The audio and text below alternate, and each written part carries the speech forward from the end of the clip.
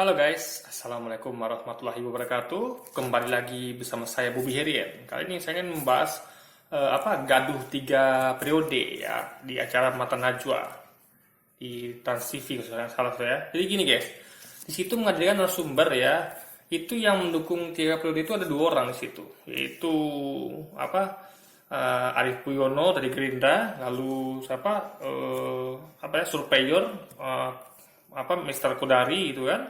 Nah, yang menentang 3 periode itu semuanya guys, selain 2 ini gitu.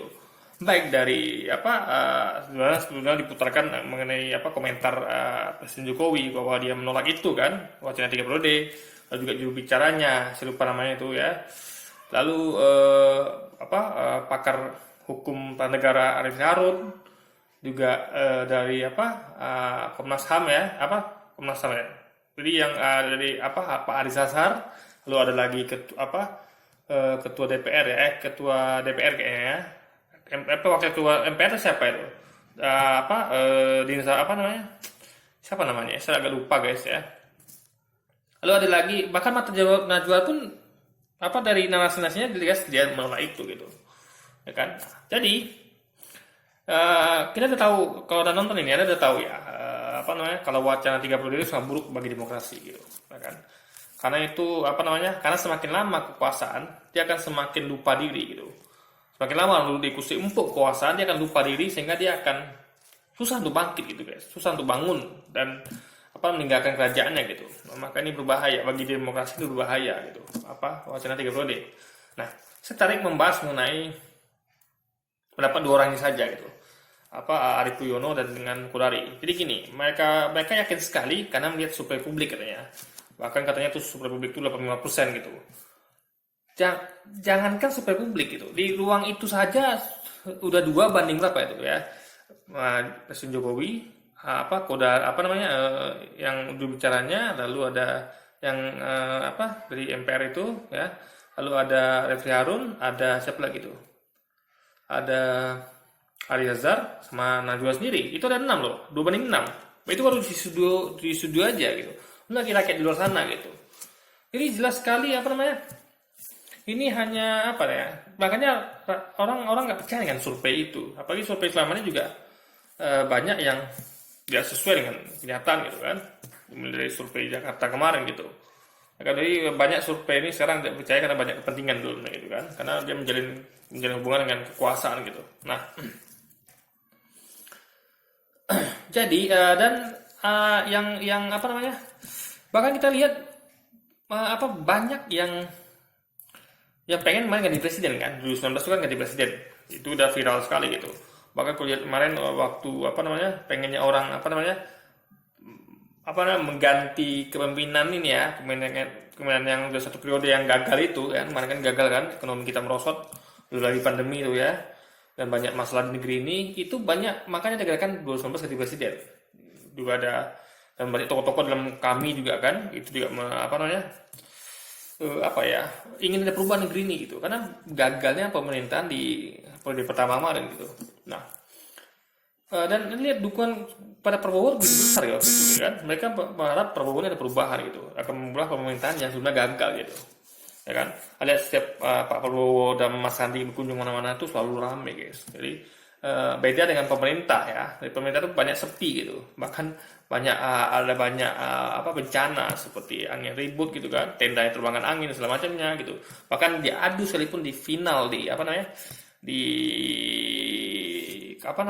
Stadion Utama Jakarta itu jelas dari segi acaranya itu dari kubu Prabowo tuh, kalau kita lihat ya, itu nggak menarik sama sekali karena cuma diisi dengan zikir, lalu apalagi ya kumpul-kumpul gitu aja gitu kan. Jadi dengan konser yang diadakan oleh kubu Jokowi gitu, undang artis segala macam lah. Jadi nggak mesti ada cara pendukungan penyalonan presiden ya dengan acara artis itu aja udah dengan gampang datangkan pendukung gitu kan.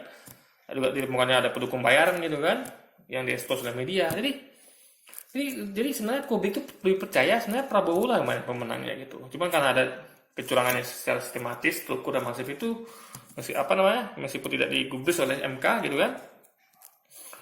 tetap dimenangkan kubu Jokowi, akhirnya itu semuanya menguap gitu saja gitu. Tapi kan jangan lupakan sejarah itu ya guys. Ya, ini penting sekali. Jadi dari mana angka muncul angka 9% itu sangat mustahil sekali ya kan. Ini jelas orang makin tidak percaya dengan survei yang ada di Indonesia ini gitu. Apalagi lihat ekonomi kita makin hancur gitu kan. Nah, COVID ini bukannya beres guys ya, banyak masalah ya kan. Dari awalnya sudah masalah gitu, ketika banyak pemerintah mengatakan hidup santuy aja gitu kan, juga buzzer-buzzernya begitu, nganggap remeh gitu kan. Jadi kita sama gagalnya dengan negara kayak Spanyol kemarin, apalagi negara-negara yang nggak remeh itu. Nah, itu kita sama gagalnya. Yang berhasil itu cuma negara kayak Vietnam kalau salah ya, itu sebelahan itu berhasil loh, padahal dia tetangga sebelahnya. Karena mereka langsung dari awal udah preventif. Jadi kita ini gagal guys. Juga kita nggak masalah lockdown kayak di Amerika atau negara lain, itu kan tuh lockdown loh, kita cuma PSBB gitu, dan itu PSBB pun main-main gitu kan. Jadi ini jelas sekali nggak bisa dikatakan berhasil penanganan COVID ini gitu. Banyak korbannya, termasuk saya juga jadi korban, saya jadi nganggur kan gara-gara COVID ini gitu. Bahkan ini masyarakat dulu ngiranya nggak sampai selama ini gitu guys. Kami mengira dulu kan awal itu kan kena itu bulan Maret ya nggak salah, Februari gitu kan. Kami ngira cuma sekitar 3 bulan aja gitu. Rupanya sampai sekarang gitu kan. Karena memang nggak serius menanganinya gitu. Ya kan? Nah, yang saya pengen bahas adalah pendapat Kodari ini gitu. Dia mengatakan dia membandingkan dengan Amerika gitu kan. Ini satu perbandingan yang tidak sesuai guys. Coba kita pakai logika. Katanya gini, kalau Jokowi Prabowo tidak nyambung lagi jadi 3 periode gitu kan, itu nanti takutkan akan jadi kayak di Amerika gitu kan. Nanti katanya kayak Donald Trump tuh nggak menerima kekalahan dari Joe Biden, lalu pendukungnya marah gitu kan, Donald Trump tidak menerima, lalu pendukungnya menduduki Capitol Hill gitu kan, lalu membuat kerusuhan gitu kan. Nah, dia lupa Indonesia bukan Amerika gitu loh kan.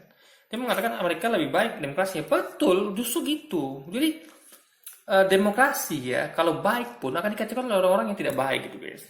Jadi ini bukan masalah sistem demokrasinya, tapi orang-orang yang dalamnya gitu. Demokrasi itu bentuk atas orang-orang di dalamnya. Kalau dalamnya orang-orangnya kayak ada Donald Trump dan pendukungnya, ya demokrasi itu bisa rusak gitu loh. Jadi kalau bayangkan Donald Trump di Indonesia, coba ada bayangkan Donald Trump tuh, nggak bayangkan Pak Prabowo, Pak Prabowo kemarin itu adalah Donald Trump gitu, ya kan? Nggak salah, kayaknya Pak SBY lah gampangnya, karena kemarin tuh bukan Pak SBY ya. Coba anggap posisinya kemarin ini pemimpin adalah Pak Jokowi. Lalu yang petahana Pak Jokowi, yang penantangnya adalah Pak Prabowo. Nah, tiba-tiba Pak Jokowi kalah gitu kan. Nah, coba Anda bayangkan ya, saya yakin Pak Jokowi nggak melakukan seperti yang Donald Trump lakukan gitu, ya kan? Nggak akan, pendukungnya tidak akan menduduki gedung MPR atau istana gitu. Kenapa? Karena saya yakin Pak Jokowi beda dengan Pak Jokowi atau Pak Prabowo itu beda dengan dengan Donald Trump. Jadi nggak bisa samakan. Pribadi Donald Trump dengan pribadi Jokowi atau Prabowo itu berbeda guys. Jadi jangan samakan. Lalu masalah pendukung ya. Di Amerika itu bebas senjata api. Ya. Anda bayangkan bebas senjata api. Masyarakat sana tuh udah biasa memiliki senjata api. Itu udah legal guys. Dilegalkan pemiliki senjata api. Nah, ini jadi dengan masyarakat kita. Masyarakat kita nih untuk melawan. Jadi begini. Anda bayangkan ya, masyarakat kita nih ya, untuk menembus gedung MPR aja atau istana itu nggak bisa guys. Ada kawat yang membentang, ada aparat yang berjaga, bahkan siap moncong senjata siap nyala gitu kan. Dan itu bukti di tahun 98 kemarin kan, ada mahasiswa yang tewas gitu kan. Jadi memang butuh, kalau Capitol Hill kan nggak begitu banyak masanya gitu. Beda dengan tahun 98 itu kan masa begitu banyak gitu kan. Jadi nggak terbendung lagi gitu. Jadi Amerika main itu nggak ada apa-apanya dibanding tahun 98 guys. Jadi cuman mereka bisa menduduki Capitol Hill, kenapa? Karena mereka bersenjata. Ya kan, jadi tingkat aparat keamanan sana untuk menangani masa ini lebih repot. Jadi meskipun mereka sedikit, tapi mereka bersenjata gitu guys. Lihat dengan entengnya mereka menantang senjata gitu di tempat-tempat publik. Ya kan, jadi nggak mudah gitu. Jadi pasti akan jadi pertumpahan darah, pasti akan ada perlawanan karena mereka megang senjata. Beda dengan Indonesia.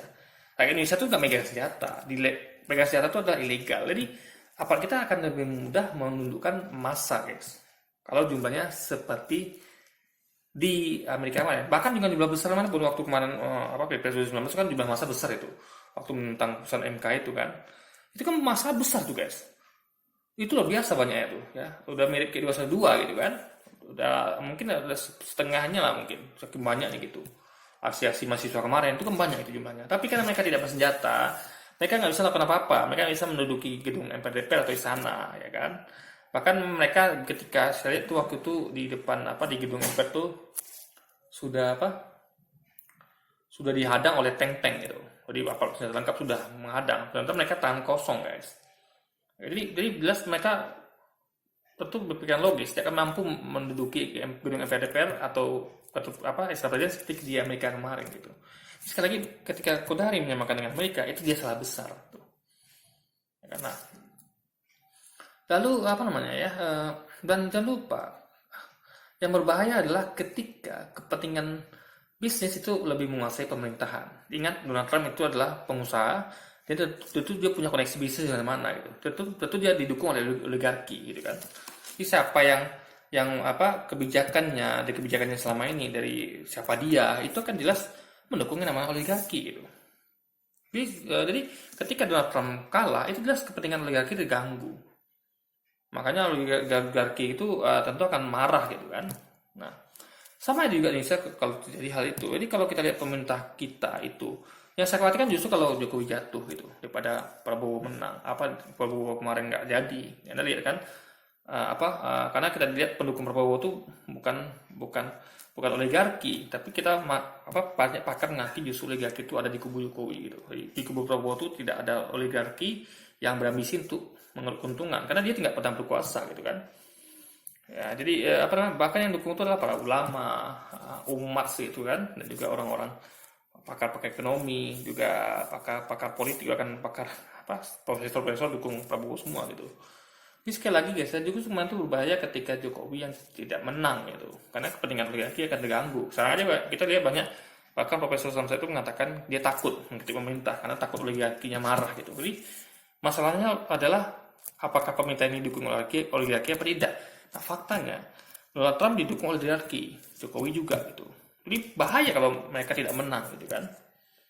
Nah, jadi masalahnya adalah masalah itu adalah oligarkinya ini yang masalah sebenarnya gitu kan. Karena mereka punya kepentingan untuk menaikkan pemimpin manapun mereka butuhkan demi kelangsungan dari keberhasilan misi mereka untuk meraup untung sebanyak-banyaknya di tempat mereka gitu. Ini yang berbahaya itu oligarki. Perlu kita waspadai. Mereka berlindung balik kekuasaan gitu demi meraup keuntungan sebanyak-banyaknya gitu kan. Maka mereka mau menyok kekuasaan gitu. Itu yang berbahaya seperti itu guys. Itu yang daripada Donald Trump dan juga dengan pemerintah kita gitu. Dengan banyaknya terbukti dengan banyaknya yang tertangkap gitu kan oleh KPK, itu bukti kalau memang oligarki sudah ada di negeri ini gitu.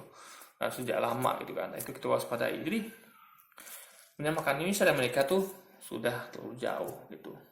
Dan lagian di Indonesia itu TNI itu guys? Itu dia tidak fokus ke luar negeri gitu.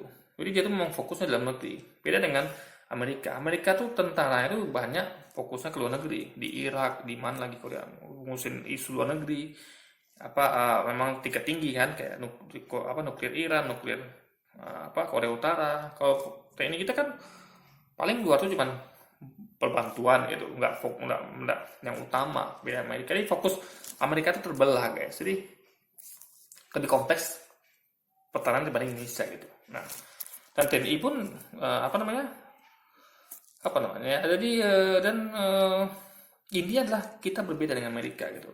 Nah, jadi gini, pilihannya ada 3. Apakah perbanyak calon, apakah tetap 2 calon gitu kan dengan presidential threshold 7% atau 4% ya, atau dengan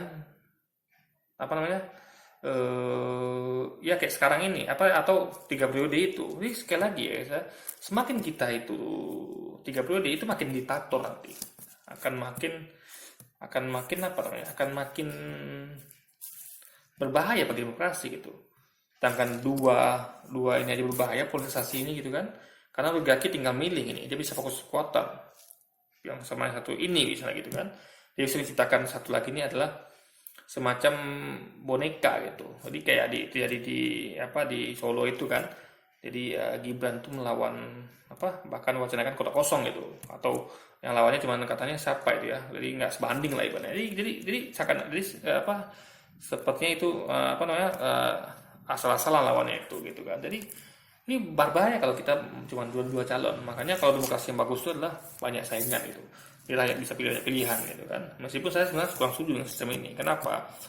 Karena saya lebih suka sistem apa kemarin gitu. Waktu kita masih apa presiden dipilih oleh MPR gitu. Itu lebih bagus. Kenapa? Karena ketika presiden dipilih oleh MPR, presiden akan tunduk pada MPR gitu. Jadi MPR itu punya power gitu guys. MPR itu punya power karena presiden yang mereka milih gitu. Jadi rakyat cukup milih MPR gitu kan. Jadi kalau sekarang kan rakyat milih presiden gitu. Ini berbahaya. Jadi presiden ini nggak dituduh pada MPR. Jadi apa guna MPR sebagai wakil rakyat? Kalau mereka nggak bisa punya power untuk menghadapi presiden gitu. Kan melakukan impeachmentnya susah gitu. Ketika presiden udah luar batas misalnya itu mereka kan susah melakukan impeachment. Padahal MPR adalah wakil rakyat. Kenapa? Karena lucu guys ya. Kita milih MPR nih, ya kan. Lalu kita milih presiden. Jadi kita tuh memilih dua yang berbeda gitu. Jadi ini kan sebenarnya bertentangan dengan sila 4 Pancasila yaitu kerajaan yang dipimpin oleh Hikmat Biasanan dalam pemusyawaratan perwakilan di mana kita tuh harusnya musyawarah untuk perwakilan. Jadi siapa perwakilan kita itu MPR itu. Jadi kalau kita milih presiden dan kita milih MPR gitu. Jadi ini nggak nyambung guys gitu logikanya. Soalnya kita cukup milih MPR milih presiden. Jadi ketika presiden itu nggak sesuai dengan kebijakan yang kita tinggal sampaikan ke MPR wakil kita gitu. Sehingga MPR itu akan punya lebih power gitu dan punya balance dengan presiden. Tapi kalau presiden kita pilih, MPR kita pilih, akhirnya karena pengusaha tertinggi ada di presiden, MPR nggak bisa buat apa-apa guys. Gitu loh. Jadi ini agak rancu sistem ini gitu kan. Kalau menurut saya bagusnya kembali ke masa lalu di mana kita cukup milih MPR saja, DPR dan MPR adalah yang milih presiden. Dan itu tentu biayanya juga nggak sebesar sekarang gitu. Tapi angka baiknya biaya yang segitu besarnya kita bisa pakai untuk kesejahteraan rakyat. Tahu berapa biaya pemilu luar biasa triliunan kan? Itu kan sayang sekali gitu. Saya aja punya uang 1 miliar tuh kalau saya bagi-bagi dengan fakir miskin tuh satu kota saya tidak cukup guys. Apalagi kalau triliunan gitu. Kan saya butuh uang sebanyak itu bahkan ya untuk membagi-bagikan distribusi pada rakyat kita yang masih banyak miskin yang susah kayak masih buat videonya itu ada pemulung tuh kasihan sekali guys. Saya bisa bantu itu. Kalau saya pegang dana itu, Anda bayangkan triliunan itu berapa banyak rakyat akan terbantu gitu. Yang susah nggak ada makan, yang harus tunggang langgang, cari nafkah gitu kan. Kasihan gitu. Ya kan daripada dihamburkan untuk milih presiden pemilu ya pilpres bagus untuk kesejahteraan rakyat. Jadi biaya kita ini terlalu besar gitu. Dulu tuh biaya kita nggak segitu besarnya karena kita hanya memilih MPR DPR gitu loh guys. Dan tentu dengan begitu akan menghilangkan konflik ya kan akan menghilangkan konflik itu. Jadi karena semuanya terpecah gitu. MPR ada berapa, DPR berapa, cukup itu saja. Jadi nggak ada polarisasi. Gitu. Kalau sekarang kan milih presiden itu kan tantan polarisasi, apalagi cuma ada 2 calon gitu. Jadi publik akan terbelah gitu guys. Beda kalau yang pilih MPR DPR itu banyak dipilih. Jadi publik itu nggak begitu fokus ke situ karena ada banyak anggota MPR DPR yang dipilih gitu. Oke, jadi mungkin sekian dulu video kita kali ini guys. Sampai jumpa lagi di video selanjutnya. Wassalamualaikum warahmatullahi wabarakatuh.